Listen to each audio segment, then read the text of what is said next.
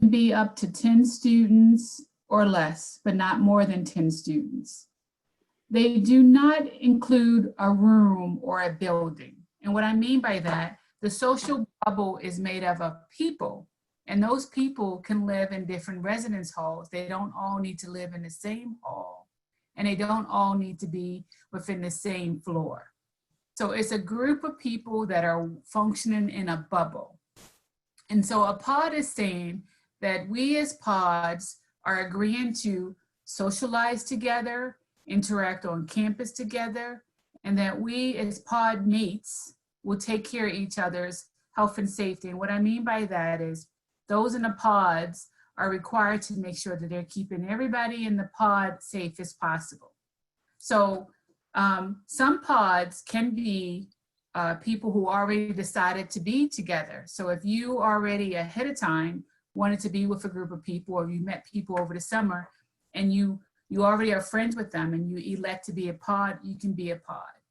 Other people may not have had the opportunity to form a group of people, but they may during the week of orientation, and that's fine too. So you don't have to move out of your room. You don't have to change your assignment. You don't have to do any of that to be in the pod. However, the benefits of being in a pod are as follows.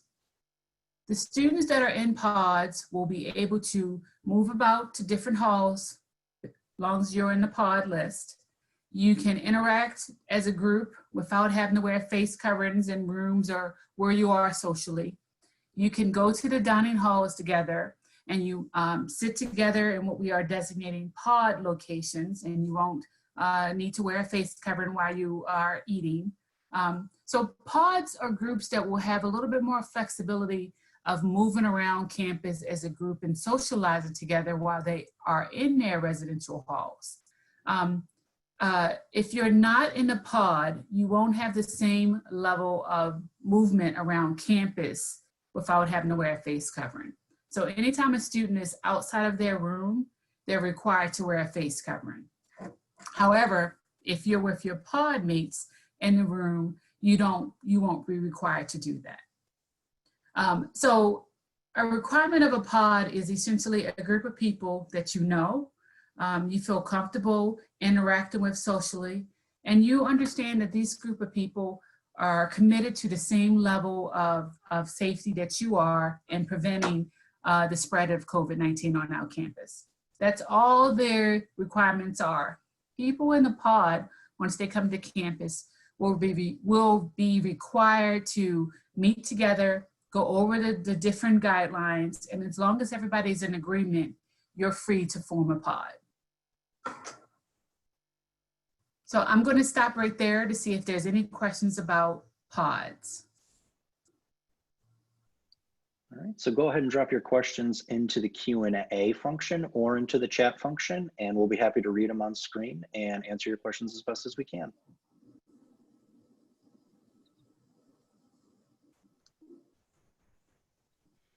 All right. So question number one, Dr. Howland, it's from Sue. What if your roommate isn't in your pod?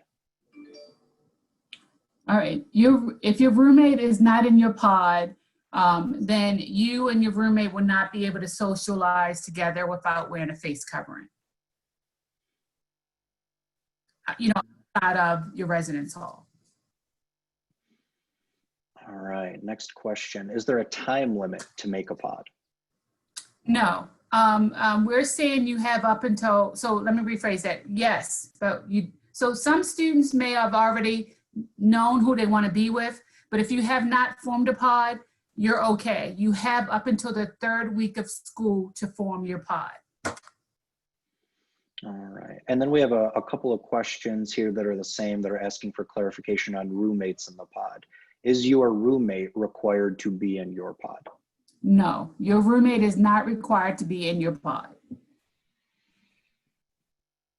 All right, this next question is from Timothy. How will staff know who are in pods?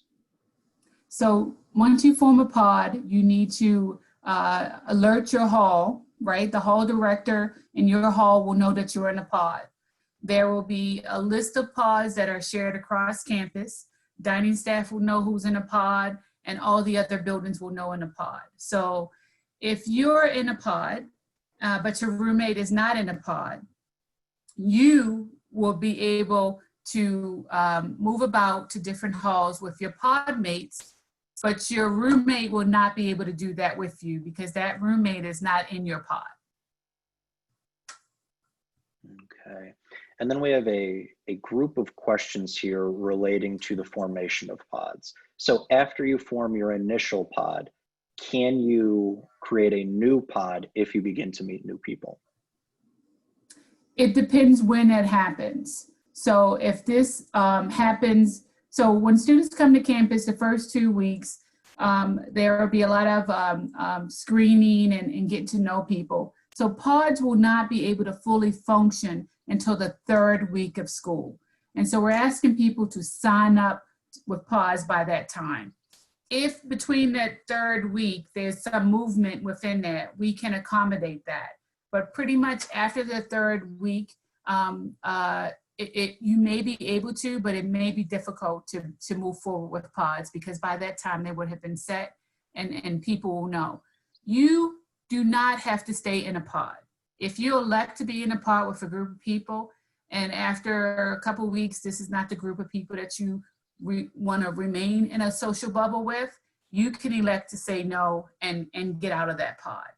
There may be opportunities to join another pod if space is available.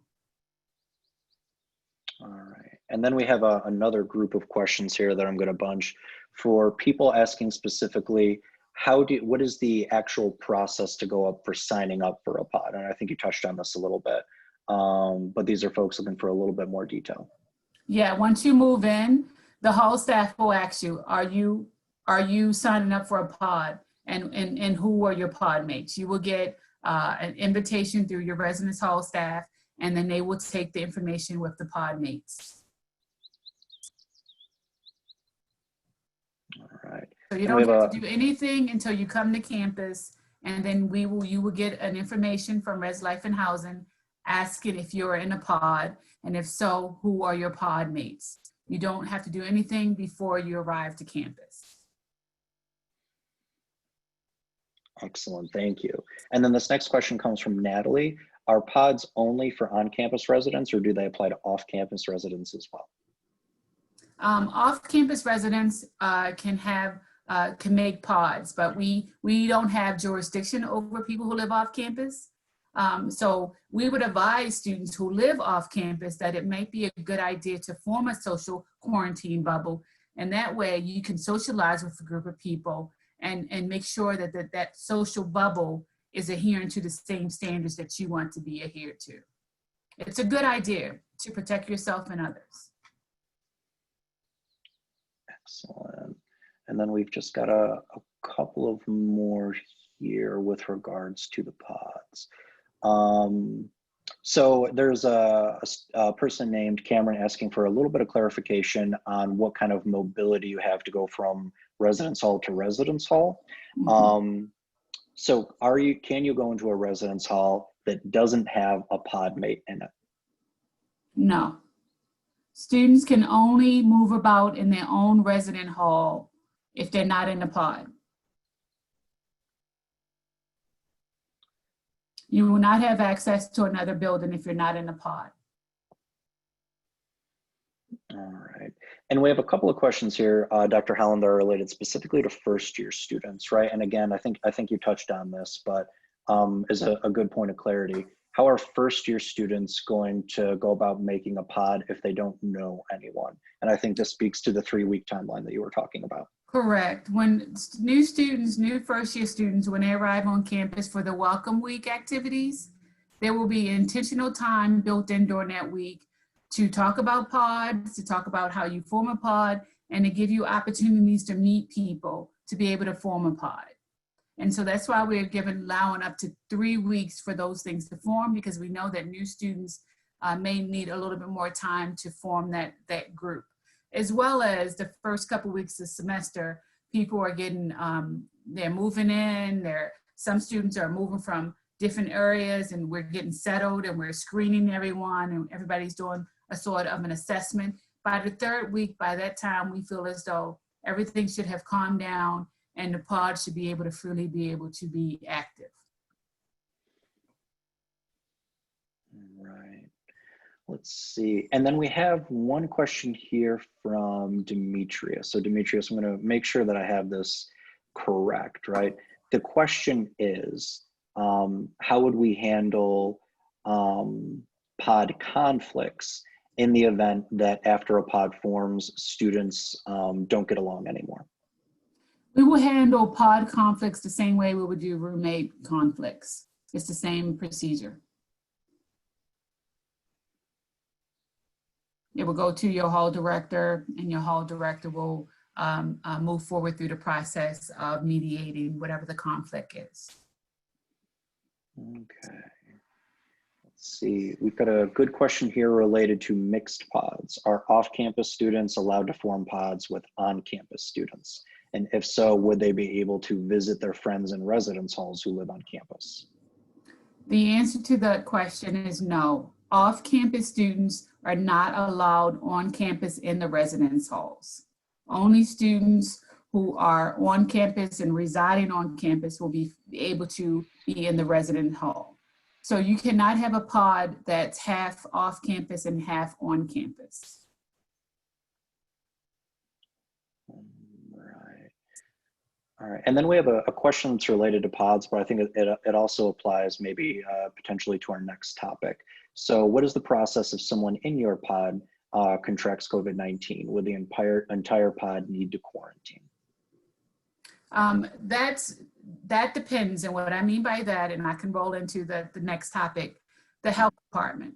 So if someone tests positive on campus, that positive case will be overseen by the local health department. There's guidelines put in place about how long a person was exposed, how long of a duration, what's the nature of the engagement with another person, before the health department will decide whether or not, say, a full pod needs to be tested. So it depends, and the health department will make a determination about who needs to happen. Now, I believe if someone in a pod tests positive, the health department will be able to know who will probably reach out as contact tracing all the members in the pod and to ask them to check their symptoms, and they will be in contact with them on a regular basis throughout a 14-day period to make sure that they have not contracted it.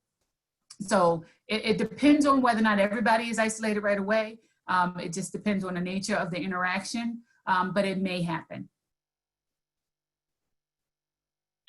All right, and then we've just got a couple more questions on this, and then it looks like what we're seeing in the Q&A, we are veering in towards the health and safety guidelines portion. So we'll answer a couple more questions from here, and then we'll transition over to the health and safety guideline topic. So this question is from Natalie, and Natalie, I hope I'm getting this right. So if you and your roommate are not in the same pod, could you clarify when you need to wear a mask around your roommate? Okay, so roommates, when you're inside your room, as long as you are social distancing, you do not need to wear a mask, you and your roommate in the room. When you're outside of your room, both of you need to have a mask on. Going to the elevator, going to the restroom, anywhere outside of your room. But within your room, we are allowing for enough social distance in the room. That's why you will see that there are no loft beds, and beds are put on opposite side of the rooms to maintain a 6 feet of separation. You're free to not have to wear a mask within your room. All right, and then a good question here from Melissa, can we have less than 10 people in a pod? Yes, the maximum is 10, but it can be less than 10. Perfect.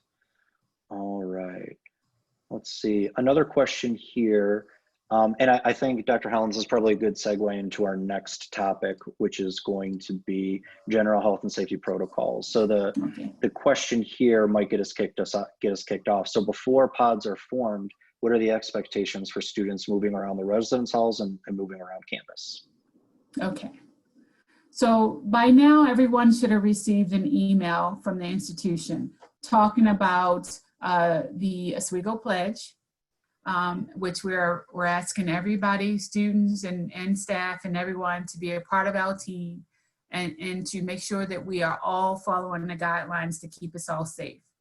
The second thing is that students will be receiving and they already have, an email that said 7 days before your arrival to campus, you're required to fill out a health screening form. That is an assessment that we need all students to do 7 days prior to their arrival to be sure that we are covering all aspects of your return to campus and answering any questions people may have, and also meeting and talking to students who may think or may believe that they have been exposed to COVID. The next thing is, when students arrive on campus and they are about to check into their halls, will be doing what we call baseline testing of students. So all of the students will get a baseline testing once they check in to move into their halls. This is the way for us to get a baseline screening of all students who are moving into the halls. Students are required to wear a face covering anytime they're not in their room, any public area. That includes going to dining. However, in a dining hall, you may remove your mask to eat. But when you're walking to and from, you need your mask on. In your classes, you're gonna need to wear a face covering. Outside, when you're walking, you do not need to have a mask on if you're socially distanced. However, you need to keep it handy, because when you come in contact with someone that's walking by you or in close proximity, which is less than 6 feet, you have to have a face covering and you need to have it handy. So those are the things that we're asking students. So on a daily, we're going to ask students before they leave their room to fill out a daily health screen, which is going to be a list of questions checking on their symptoms. And then anytime they feel as though they may be exposed or not feeling well, it will be their responsibility to reach out to health services so that we can reach out to you and get you checked out as soon as possible.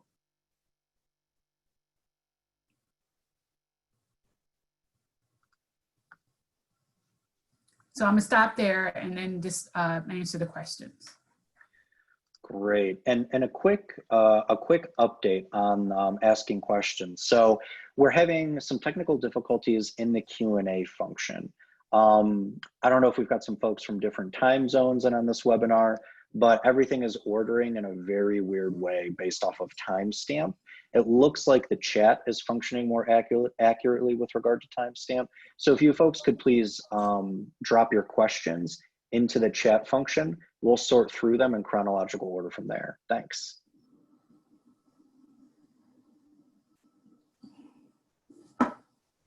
All right, so we have a question here from Benjamin on accountability.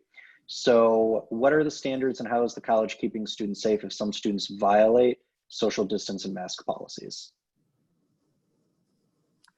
So wearing a mask and adhering to the social distance public health guidelines are, for this fall semester and possibly the spring as well, are part of our college policies.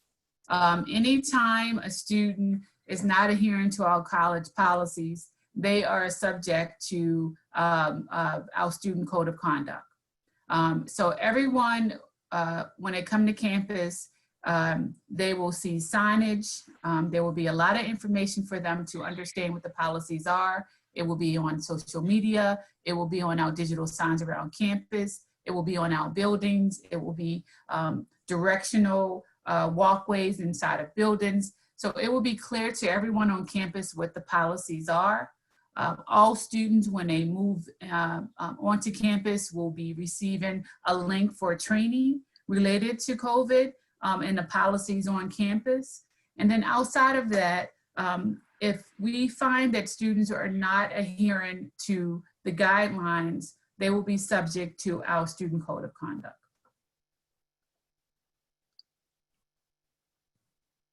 All right, great, thank you. This question's from Rebecca. Will the COVID-19 baseline test provide results the same day?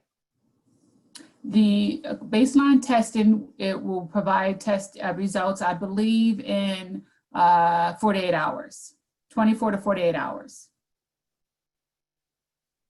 All right. This question is from Andrea. How many cases of COVID need to occur before campus enters a shutdown? That's a good question because that's not an easy answer. So with the health department, so there's two levels. There will be local health department and then the state health department. Right now, what we are hearing is a cluster of positives may result in the campus being shut down. And so so for instance, if you're in a class and somebody in your class tests positive, it doesn't necessarily mean that whole class will be shut down, but it could. It depends on proximity to the person and how many people as far as a cluster. So we don't set those guidelines. New York Health Department sets those guidelines in conjunction with us. So it just depends. And we have not been told how large of a cluster or how small of a cluster. It's all based on the cluster and where that cluster is. All right, and a question from Cameron. Where will students be able to quarantine or recover from COVID-19 if they contract it? So we have two residence halls on campus that have been designated, one as a self-quarantine building and one as a self-isolation building, and the other as a quarantine building. So currently we have those on campus for students. And then we have protocols in place for making sure students that are in those buildings are getting fed, getting their needs attended to, that staff are checking in with them, and that they have access to their courses online. All right. And then this question is from Susan. And it's a question about easing the face mask requirement. So if everyone on campus is in compliance and there are no positive tests and no incidents of COVID-19, will some of the face mask restrictions be eased at any point? I do not believe so. We're following the guidelines from the governor and for CDC and public health guidelines. And right now, unless they remove that restriction, I do not see it being released on campus. All right, and we have a question here from Dana that might actually apply to the classroom and instruction webinar that we're offering later in this week, but I'll still throw it out there anyway, in case you have information on this, Dr. Howland. If a student is quarantined and not able to attend in-person class, will that be held against them from an attendance perspective? No. No. All of the faculty will be working with students, and students will have the ability, if they are unable to meet face-to-face or even hybrid, to be able to get and gain access to their coursework while they're in self-isolation or quarantine. Great. All right. And the next question is from Timothy on screening. And Timothy, if you don't mind, I'm going to make this general, but we'll still get an answer to your question. Okay. So depending on your move-in date, what date should you fill out your screening? So 7 days before you're moving in. Great. So Timothy, oh yeah, go ahead. Yeah, 7 business days till you're moving in. So if you are moving in on, I think new students are arriving starting the 14th, right? Mm-hmm. So they should be starting to fill out that, if they haven't already, by Thursday. Excellent, thank you. All right, this question is, tomorrow, Thursday, they should be filling out 7 days before you arrive on campus.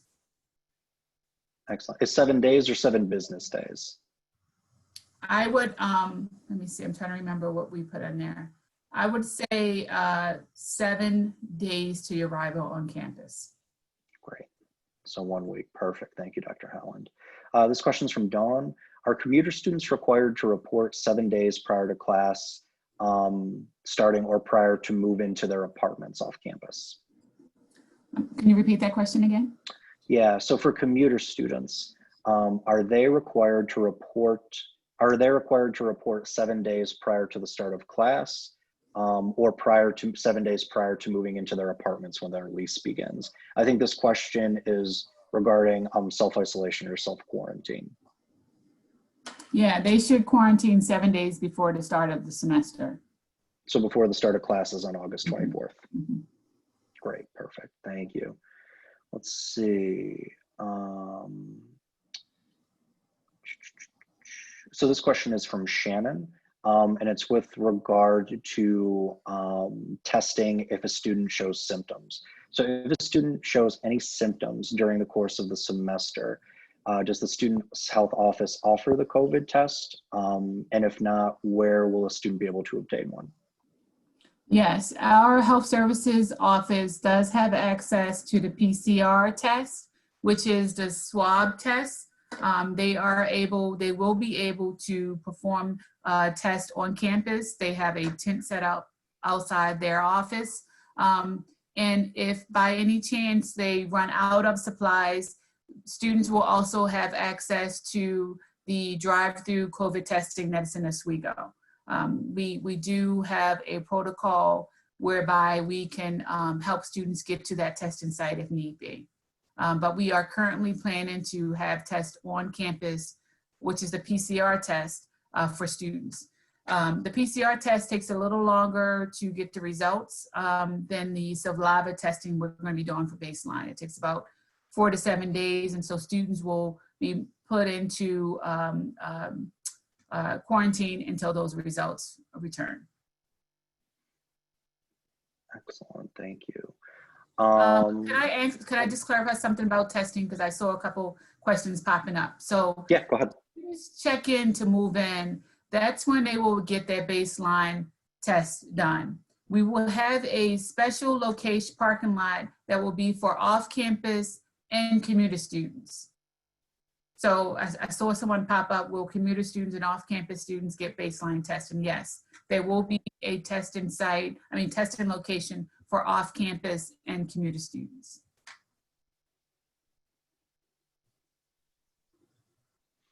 All right, and then we have 2 questions here related to if a student needs to quarantine and move out of their room, what will that process look like? Yeah, so Res Life and Housing has as well as health services have worked together on a packet of information. So any student that has to go into quarantine or isolation will get a lot of information. But what it will look like is you will be asked to gather a couple of days worth of belongings for you to be able to move into the building. Once you are there, you will be a schedule. You receive a schedule of when meals will be delivered. You will get information on how, if need be, if you need extra clothes or need to clean your clothes, how that will be taking place. You will get be checked in daily by the health service staff and or health department. So there's a whole schedule of support around students that are there. And then we will also reach out to your faculty and staff and let them know to support you. So we'll give you the information for you to reach out to your faculty and staff to get support for your classes. We will not at any time be giving out anyone's confidential information about positive tests. That is not something that we will be sharing with people from administration point of view. But we will give the students all the information they need to be able to reach out to their faculty and staff if they choose to let them know. Great. And then I think we just have one more question here, Dr. Helen, before we move on to the next topics. Okay. Does the 7-day quarantine mean that students cannot work the week before classes? So I think this is a student employee who might have worked it out with their supervisor to work beforehand. Or is there, so the quarantine is saying that we're asking you to limit your movement before coming to campus. So before the 7 days, we're asking you to do a screening. And so we are basing our assessment of where you are health-wise based on your screening. And so to help us maintain that, we're asking you to not move around beyond that time, to stay home as much as possible in quarantine until you arrive on campus. The more times that you move and travel, the more risk of exposure that you are creating, right? And so what we're trying to do is to limit that exposure for yourself, and then in turn to limit it on campus. So if you can, and I am saying can because I understand that some people need to work. If that is not possible, you need to take every precaution you can to keep yourself safe during that period of time. All right, great. And then we've got a question here regarding to field house and gym information. I think that's probably a nice segue into our final set of topics here around campus engagement and student activities. All right. All right. So just a quick reminder for folks, we're going to move into a new topic. So we ask that you hold off on your questions related to this topic until we're done covering the overview.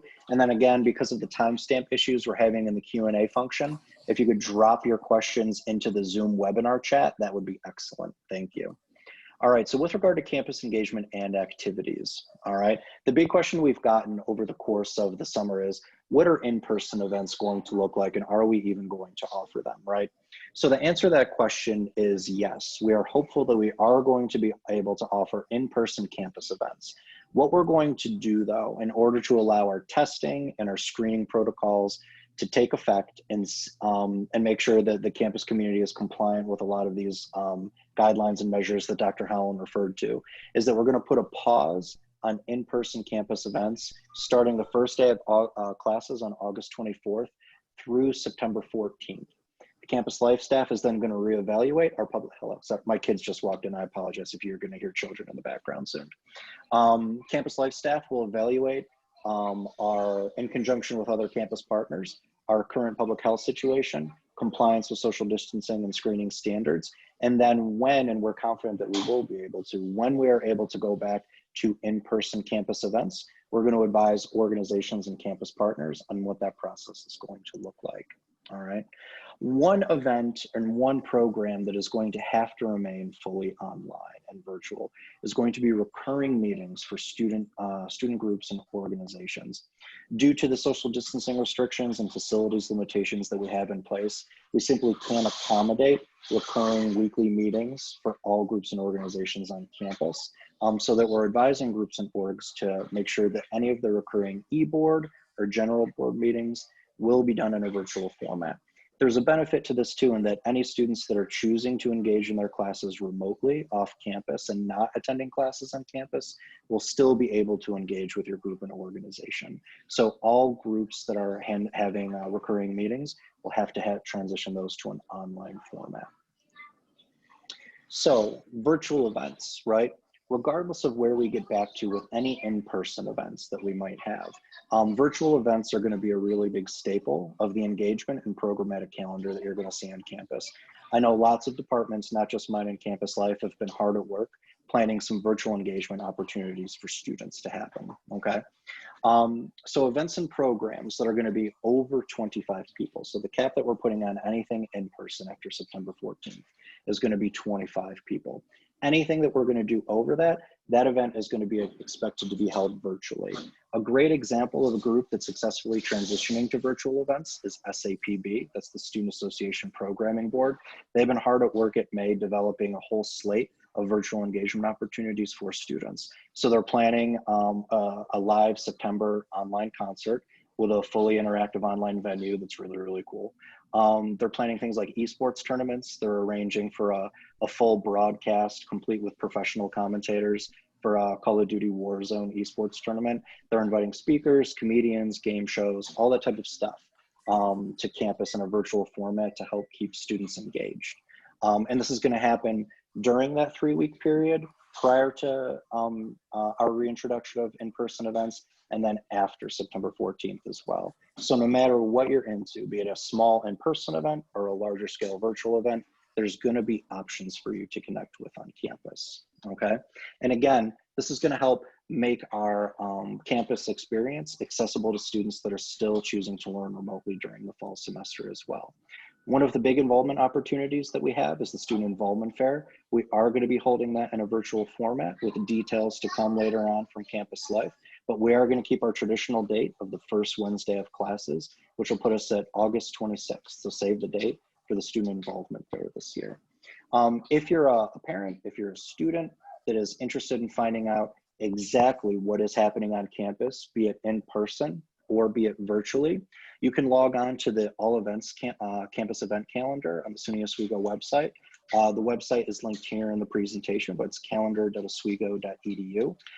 It's got a great new sorting function that'll help sort out student organization events, in-person events, and virtual events for you, depending on what kind of experience you happen to be looking for. But you can log on to that calendar now and see some of the preliminary offerings that have been posted. The week before classes, we expect that SAPB and many other departments are going to fully populate that calendar. So please keep an eye on it and check back as frequently as you can. All right, so off-campus events and organization travel, right? And again, this is all consistent with information that's in the Oswego Forward Plan, but both hosting off-campus events for any groups or organizations and sponsoring any organization travel will both be prohibited for the fall semester. Again, this is going to help us do what we need to do to keep our community safe, but we'll have plenty of opportunities for those organizations to still engage with opportunities on campus. All right. So we've got one more section to cover after this around Greek life, sports, and intramurals. But I want to take any questions that you might potentially have about groups and organizations and in-person events. All right, so the first question that we got here is from Maria. What kind of welcome back to school opening week events and activities will take place? So the new student orientation office is working on a slate of both in-person and remote offerings to engage new first-year students for the week prior to classes that they move back to campus, and for all returning students as well for that full first week of classes. The calendar is currently being constructed, and more information is going to follow as soon as it is finalized. Let's see. Will classes also be held virtually during the August 24th, September 14th in-person pause? Tyler, the answer to that question is no, because the supervision and social distancing ability of professors for in-person classes is a lot different than what it takes to coordinate an event and social distancing requirements there. So this doesn't apply to the academic side of the house with regard to classes. This is just for co-curricular events that are happening on campus when that pause is going to be in effect. For some context though, that's not too far off from what our normal scheduling calendar looks like. So typically in a full in-person year, groups and organizations are coming back to campus that first week of classes. They're attending the involvement fair. They're still solidifying their e-boards and their re-registration protocols. So there aren't typically a lot of organizational events that happen during that opening weeks, that first week of classes, save for a few things. The following week, which is typically the first week in September, we see e-board meetings, G-board meetings begin on campus and new students start to connect with orgs. Really, it's the second and third week in September when in-person events typically kick off in a large way on campus anyway. So the pause that we're proposing isn't too far off from a normal programmatic calendar for a typical academic year. I hope that covers your question. There's a couple questions about large-scale event, Dan. So like family and friends weekend, will that occur? Will Torchlight occur? Will the welcome back barbecue occur? Can you address that for people? Yeah, so my understanding is that Welcoming Torchlight is going to be a virtual experience this year. We do not currently have a welcome back cookout scheduled as of yet. But again, new student orientation is coordinating some of those festivities. So if we have any updated information, we'll be sure to send it out to the community. And then with regard to Family and Friends Weekend, we are not going to be holding an in-person Family and Friends Weekend. The same goes for Homecoming this year, but we are going to try to provide some virtual opportunities to connect, like videos about some of the things that are happening on campus with our students, so that families and friends can still see how their students are experiencing campus. But we're not going to host those two events in person this year. Let's see. So we've got a question about field house, fitness center, gyms, that kind of stuff. So as of right now, and Dr. Helen, correct me if I'm wrong, fitness centers are not scheduled to open at this point. The field house, which refers to the field house up at the Laker Hall complex, as of right now, to our knowledge, is not going to be available for any type of group or organization scheduling. That's going to be dedicated facility for NCAA athletes. However, and we'll transition to this in 1 second, it's our last topic. We're going to talk about intramurals, campus recreation, and some of the limited facilities access folks will have to some open recreation opportunities here on campus in a moment. Let's see. And then, will club leaders have access to mailboxes at the point? The answer to that, Carol, is yes, you will. We are working on a sign-in mechanism so that when students walk in to pick up their email, we're aware that they have walked in and checked in, and then they'll be able to go to their box. When you walk into the point, it's going to look a little bit different than when you've seen it before. There will be social distancing markers. There will be directional traffic markers on the floor. And the guidance that went out to e-board leaders today will have more in-depth details about how folks are going to access the point as well. Let's see. And then, question from Natalie, will the library be open? And yes, the library is going to be open. And I believe their study rooms are still going to be reservable as well, but information is pending on how you can go about that process. All right, great. So I think we covered everything here. I want to move on to our final 2 topics, which are clubs and intramurals and recreational sports, and then fraternity and sorority life, which also populated some of our pre-registration questions. So with regard to club sports, and again, this guidance has gone out to all team leaders effective this morning. We're going to follow suit with SUNYAC guidelines. And for those of you that don't know, NCAA athletics and SUNYAC have suspended any competition through January 1st, 2021. We're going to follow suit with club sports as well and suspend competition. As I mentioned before, facilities at Laker, like the field house, the auxiliary gym, the outdoor facilities, are not going to be available for reservation from our club teams, which has been typical in the past that they've been able to. In addition, some of our club teams like synchronized skating and club hockey, men's and women's, that have taken advantage of the arena facilities, unfortunately, we're not going to have ice to start the season either. So as a result of the facilities crunch and the lack of available properly social distance facilities to accommodate practicing, club teams are also not going to be allowed to practice as well for the fall semester. Now, we are working with Campus Recreation to do some programmatic initiatives to engage new students with some club team sports, some socially distanced clinics that are offered for a limited amount of time for any new students that might be interested. We're building a reservation process for that.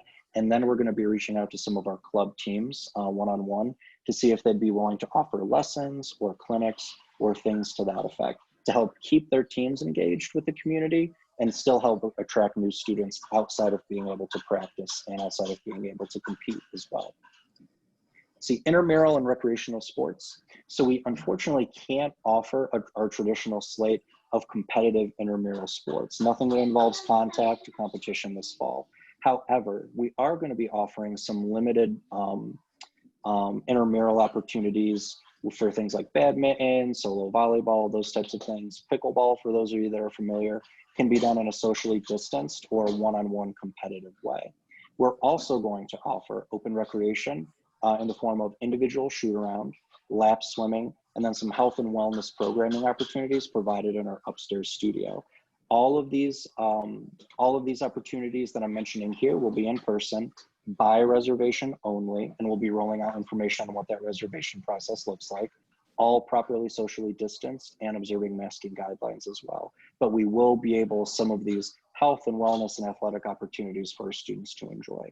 And then in addition to all the in-person stuff, much like we're encouraging groups and orgs to put a lot of their programs virtually, we're doing the same thing with campus recreation and intramural sports as well.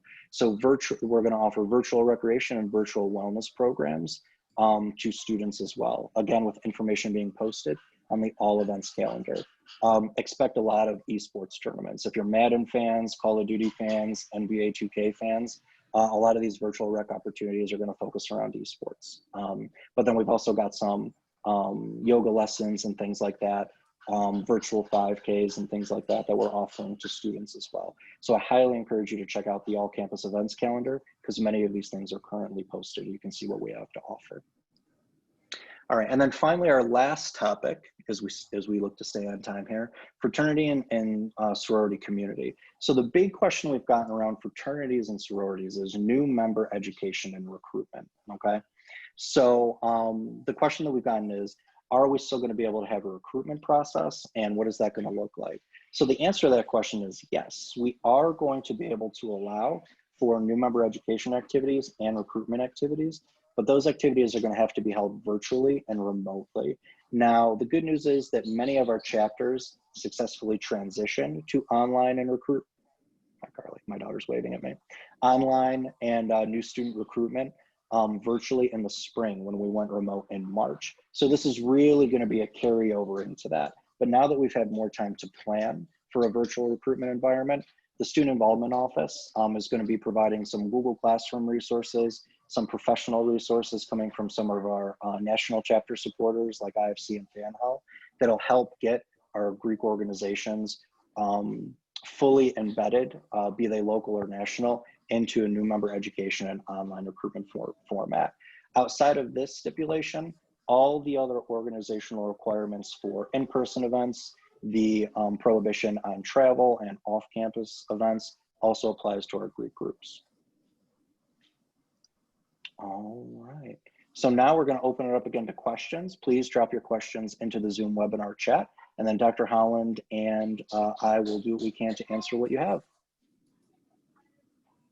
I've seen a couple questions about travel and off campus to buy things and then going into the Oswego community.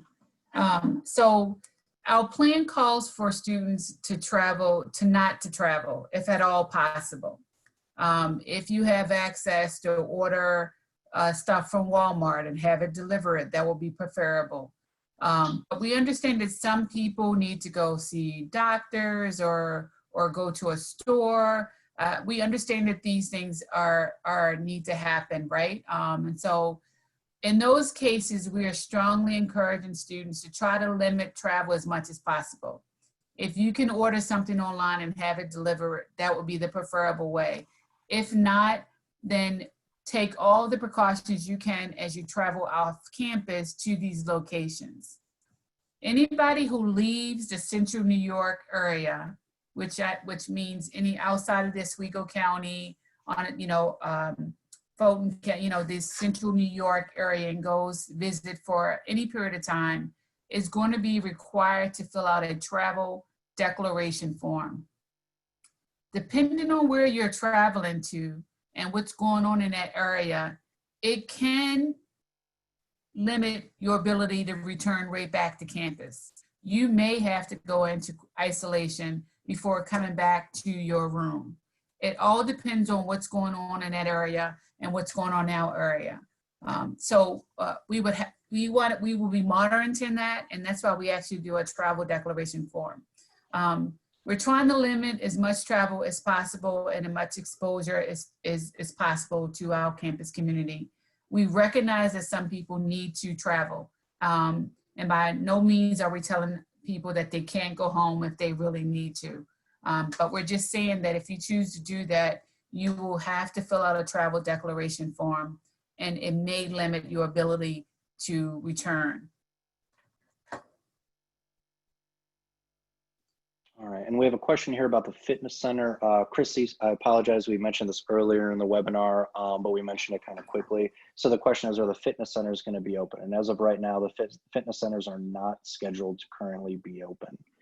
Yeah, we're following the governor's guidelines, and there are no fitness centers open in the state. So you have to understand that a lot of these spaces are not large spaces. And so it's because of the density and how many people can be in a space at one time. And so we'll be following the guidelines as they come out and they roll out sometimes weekly, and updating our plan as things become more available. Awesome. And then a question here from Carrie. Will we have to pay the fitness membership fee to participate in the recreation that are offered? And the answer to that question is no.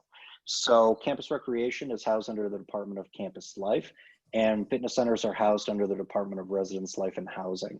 So everything offered by Campus Recreation is already paid for by SA through the mandatory student activities fee. So there is no additional cost for participation in any of our in-person or virtual recreation opportunities.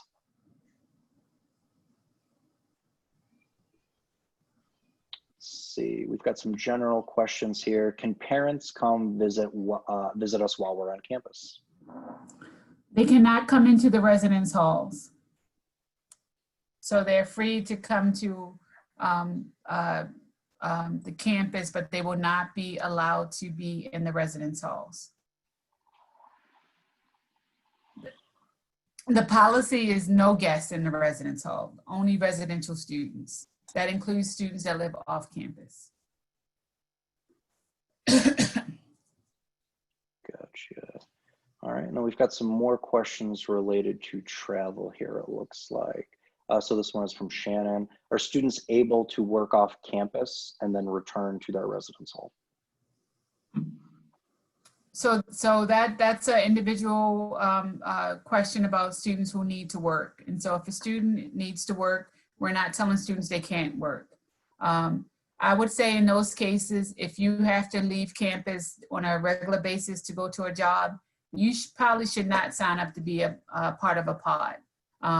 You should just take precautions every time you leave campus and return to campus to make sure that you're keeping yourself safe. But you may not consider to be in a pod because you're constantly leaving the campus and returning to the campus. All right. And then it looks like we've got about 7 more questions in here. They're all related to dining hall access. Things like, how are dining halls assigned? How does my meal plan work? Let's see. Dr. Holland, do you have anything to offer on that particular topic? So dining halls will be assigned shortly. So you will know that once you move in. They're being assigned based on where you're located, where you live. And so the goal is to reduce, because dining halls have to reduce their density by 50%, and that space will be limited on certain times to maintain access for people who may want to use a dining hall. We're assigning people a certain slot. That does not mean that if you wake up a little late and your slot is over, you can't find something to eat. We're just trying to give you a guide to maintain access for a certain time. We don't want students to have to wait in a long line to get food. There are many options. There will be ordering ahead for pickup. There will be takeout. There will be in-place dining. But we just want to make sure that students have some sort of plan necessary for them to be able to eat. And so this is why we're requiring assigning people a dining hall in a dining slot, and that's a time period. Now, there will be some retail locations open as well. That's not a dining hall, like that's in a Murano Center. Those places you don't need to be assigned to. You can just walk in and pick up something to eat. But we need to make sure that we are controlling how many people are in a certain building at a time. And the best way we can do that is to assign people a dining hall, which is close to where they're living. Gotcha. And then Dr. Holland, I think you touched on this last one. Are pods going to be assigned dining halls together? Yes. Yes. All right. Let's see here. I'm scrolling through. So we have a couple of move-in related questions here, but I think I might refer folks to the webinars that we did on move-in the past couple of days. So Sean Chrysler, our AVP for Residence Life and Housing, has also done a similar webinar on move-in here, and we recorded that, and I believe we're in the process of posting that, and information will be relayed on that shortly, because we got a few move-in questions here, and I just want to refer folks to the proper information. Dr. Holland, did you want to tackle any of the move-in stuff, or did you just want to refer people to the previous webinar? I don't see, do you have a specific question or? Yep, there's a couple about how many parents can move students in, how long can we be in the residence halls, all that kind of Okay. stuff. All right. So yeah, I would direct them to that, but I can say only 2 guests are allowed to help a student move in at a time. Only 2 guests. They must wear face coverings. And you will be limited to, I think it's 15 minutes. Right. Let's see. So I think we covered everything that was currently in the chat. We'll throw one last call in there for any last minute questions that folks might have. I wasn't on the form, so I don't know. I would just advise people to look at the move-in, because there's strict move-in information that students should have received, and on that it should have detailed information about your slot for moving in, who can move in with you, how long can you help, you know. And I don't have that in front of me, so I would direct people to review that information. Yep. Correct. I think that's a good resource to point people toward. One last travel question here. Is travel from Wayne County, which is 1 hour and 15 minutes from Oswego, considered close enough to not need a travel form? Or would I have to fill one out in order to travel to Wayne County? Pardon? So the question is travel to one of the contiguous counties with Oswego County. So if I'm traveling to Wayne, and this comes from Natalie, if I'm traveling to Wayne County overnight to go home for a weekend, is that considered close enough to not require a travel form? Sorry, Natalie, but I don't even know where Wayne County is. So where is Wayne? Do you know where Wayne County is? Yeah, it's about, I think it's about like 1 hour and 15, 1 hour and 20 from Oswego. Yeah. Yeah, you will be required. That's outside of the range, I believe.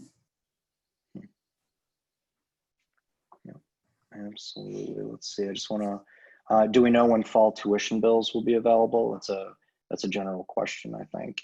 That's popped Yeah, up. I you know, typically fall bills have been sent out by now, and I believe they're waiting for information from the SUNY system.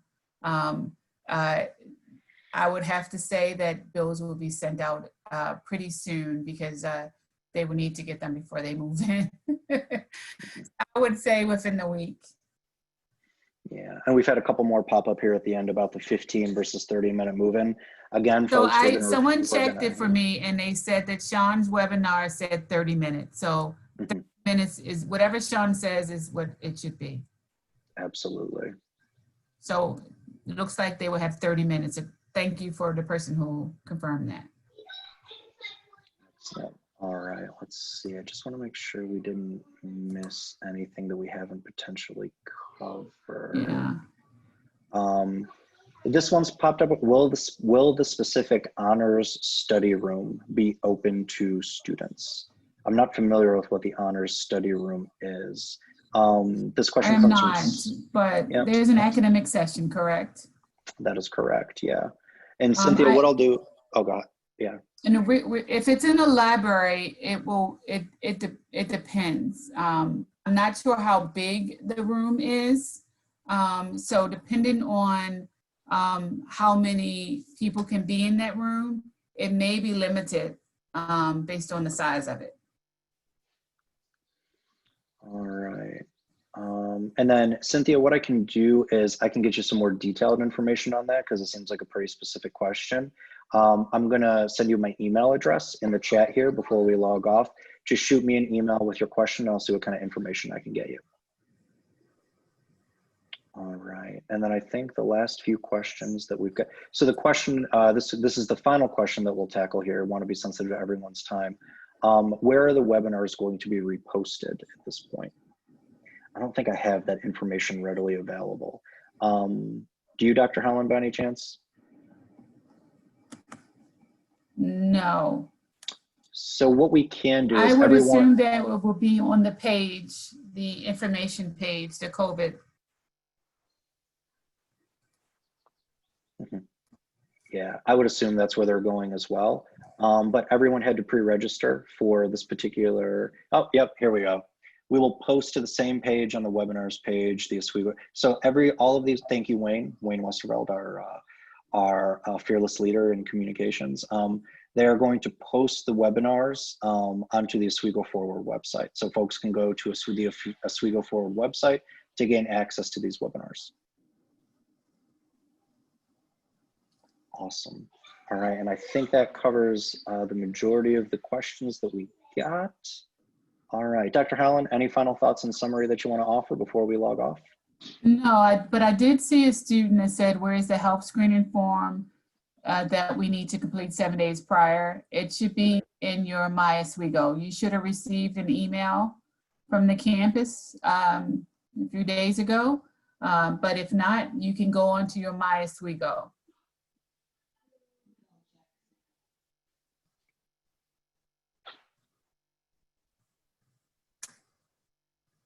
All right. All right. All right. Thank you. Yeah. All right. Excellent. Thank you, everybody, very much for your time. We greatly appreciate it. Please feel free to reach out if you have any additional questions, but we appreciate you all making the time to get this information today. Again, you can check out the webinars on the Oswego Forward webpage that have already been recorded. But we all hope you're safe and healthy, and thank you very much for joining us. We greatly appreciate it. Have a good day. See you soon.